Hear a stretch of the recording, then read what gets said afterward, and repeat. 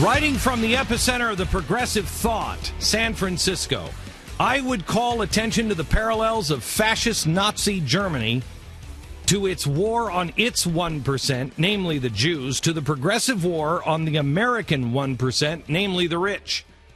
This is an op-ed in the Wall Street Journal that came out over the weekend that every American should see. From the Occupy movement to the demonization of rich, embedded in virtually every word of our local newspaper, the San Francisco Chronicle, I perceive the rising tide of hatred of the successful 1%. There is an outraged public reaction to the Google buses carrying technology workers from the city to the peninsula, high-tech companies which employ them. We have outrage over the rising real estate prices which these techno geeks can pay. We have, for example, libelous and cruel attacks in the Chronicle on our number one celebrity, the author Danielle Steele, alleging that she is a snob despite the millions she has spent on our city's homeless and mentally ill over the past decades. This is a very dangerous drift in American thinking. Kristallnacht was unthinkable in 1930. Is its descendant progressive radicalism unthinkable now? This comes from Tom Perkins in San Francisco. I think Tom is right. Well, he just got slammed. Oh, of course he did. This. Of course he did. And his company denounced him as well. Kleiner Perkins came out and said, Tom Perkins has not been involved in KPCB in years. We were shocked by his views expressed today in the Wall Street Journal and do not agree. He is a hero. He is a hero. Somebody needs to say it. It is the same seed. Look, I want to share something that I did in my Sunday school class, but I didn't tie it to politics. I tied it to the truth that you find that is everlasting. The everlasting truth. And we are in a society now that is losing the truth. We know, we hold these things to be self-evident. Ask kids what's self-evident. They will tell you that the self-evident truth is it will never be worse than it is now. They will tell you the self-evident truth that we'll always have this stuff. They'll tell you the self-evident truth that I've got to have an iPhone. That's not self-evident truth. What is self-evident truth? When you start to think those things, the real truths go away. You start to reject the real truth, the universal truth. And so how is it that we, as I asked the class, and I was really impressed. These are 15 and 16-year-old kids, and I said, when did we discover the circumference of the earth? When did we know that it was round? 2 people in the class knew ancient Egypt.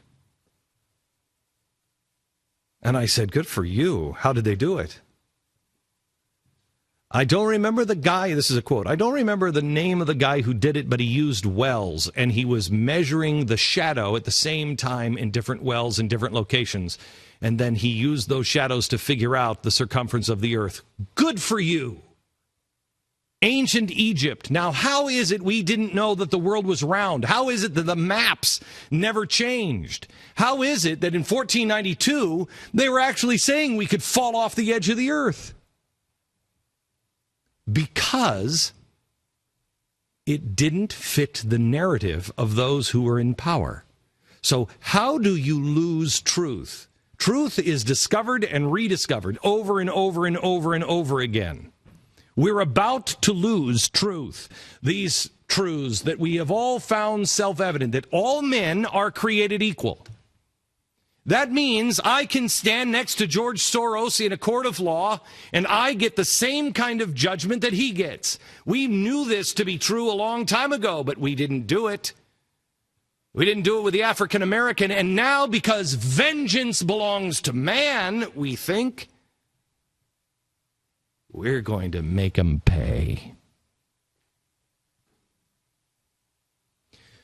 How is it lost? Well, there are 3 factors, I think, that makes truths disappear. 1, force and fear. Use force. I will take you and shut you up and lock you in the tower. You can ask anyone from Galileo to Tyndale. I'll lock you in the tower. I will shut you up. You don't have a right to say that. Shut up. The king says, the power says, be quiet or fear.